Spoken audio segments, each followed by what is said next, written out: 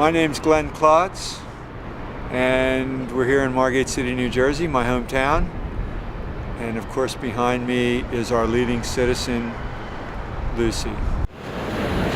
This is part of the neighborhood that I grew up in from the time I was born to the time I was 4 years old. I still love coming here. There's a playground over here I used to play in, and used to go to the beach that used to be here. It's not here anymore. Where all these ruins are. It used to be really nice looking apartments. Today, this part of Atlantic City lies in ruins.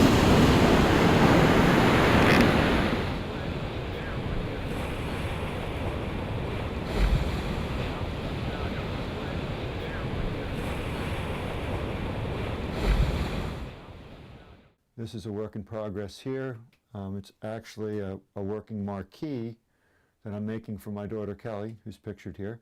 She goes to Marymount College in New York. She's in the theater program, so I wanted to make a companion piece for a work that I did for my son that hangs up in his apartment.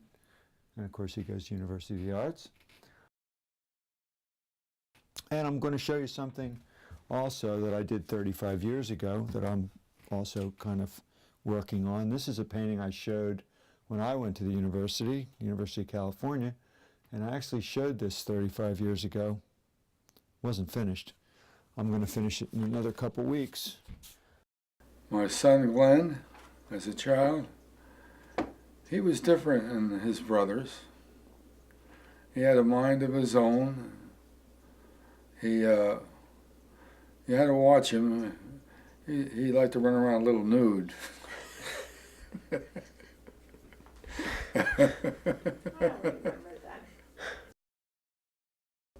Well, I remember that he was in fear of his mother drowning, and he held on to her legs. Am I permitted to say that? We have pictures of him holding on to my legs. But he got over that. I think then he wanted to, but it was fine. No, he was always very busy. He yelled up the steps to me, "Laura," and I said, "What?"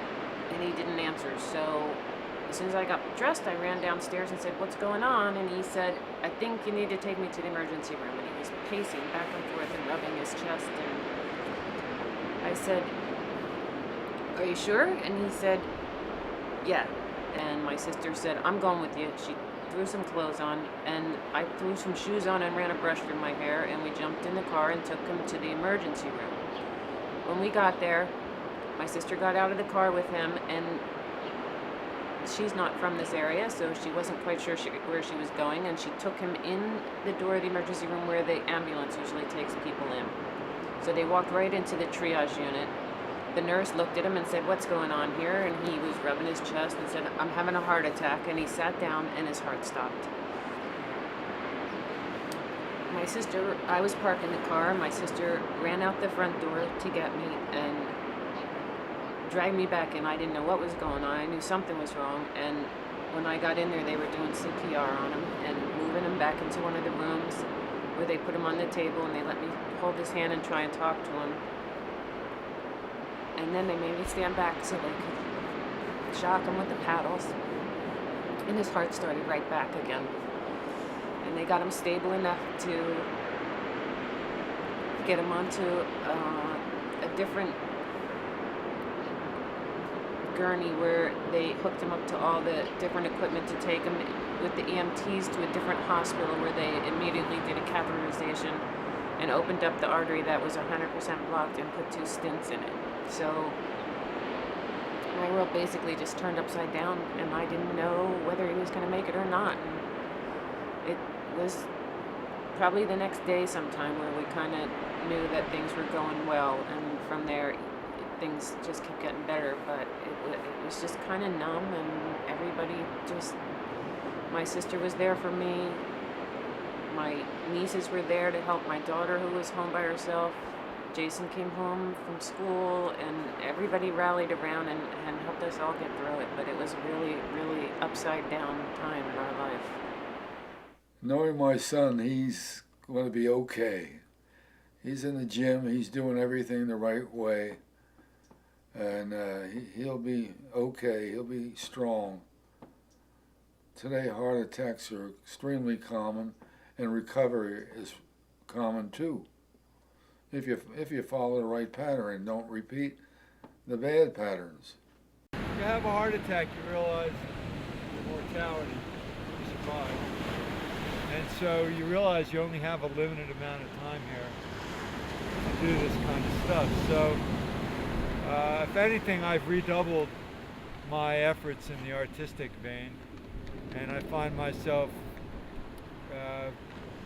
working more diligently to get the stuff that I want to get done. Because, you know, who knows if you're going to be here tomorrow. The painting that you're looking at, actually I started 30-some years ago. The painting that I showed you downstairs was the last painting that I did and showed 35 years ago. This one I started and finished. I began my modern painting career by actually finishing this painting.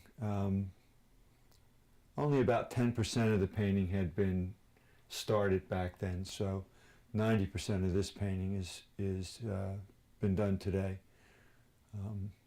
I did this one actually just to, like I said, finish this painting, but it turned out that my daughter liked it, so I shaped it for her room, and then she kind of added all the zebra stuff to go fit with it. I'm painting on his hands here, see? Good. It's time to get that hand back into the picture. So put a little paint on I here. thought David was actually missing one hand. It's in his pocket. It's in his Cute. pocket. And I'm painting this painting of David to send to him because David got me started painting again. So, That's just stuck on. that just stuck on there so I could look at it to paint from it. Okay. I have that to look at too. When was the last time you painted The a person? references. Last time I painted a person. Never. Yeah, I painted in the big painting I did out of the bedroom.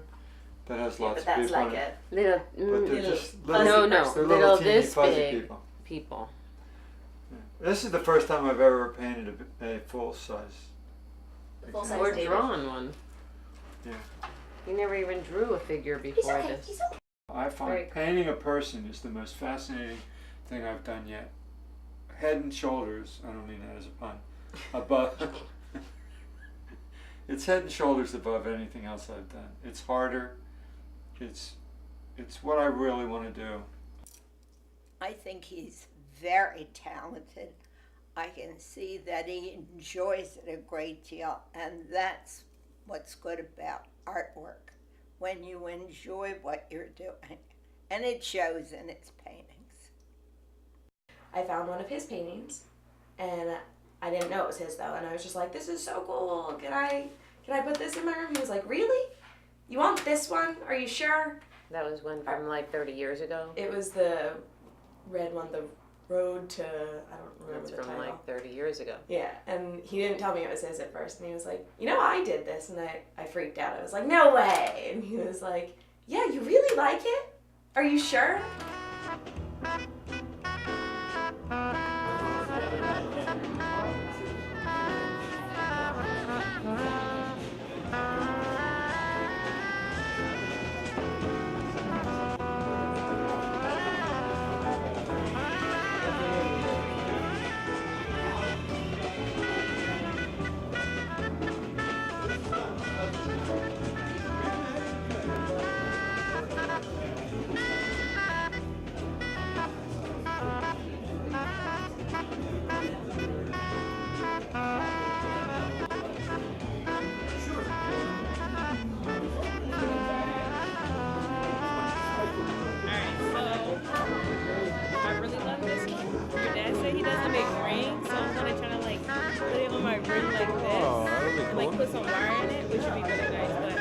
should try to check out his website. Cool. Make sure I do that. Because he makes these lovely necklaces that I want custom made. Right? Oh, very cool. So, You donate him the 7. should I put it in? Yeah, just put it in the cup. Another one. That's at the point, you know, right up on that wall. Yeah. It's a photograph. Is that yours?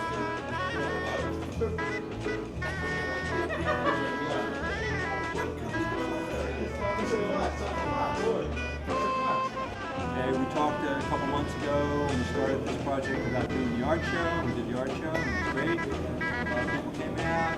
We raised some money for the Heart Association, which was an added plus to your idea. And it was great. I had a ball. How much money did we raise here? A couple $100. It was more money than I thought we would raise. We did. I can tell you what can happen to you if you're an artist and you try to escape your art, or you try to put it aside, because I did that, okay? It can make you unhappy, and maybe you won't even know why you're unhappy. To be happy, if you're an artist, you have to be creating. That's what it's about. It's about creating. Whatever it is you're creating. That's when I'm the happiest. My happiest, okay? Besides being with my family. You know, the joy of putting down paint on something that you want to do, or creating a piece of jewelry with someone in mind, you know, it doesn't get better than that, you know. I don't want to be trite, but when you're creating, you're doing what the Creator does. You can't get any closer to God than to be an artist. You really can't, because that's all this is, a creation.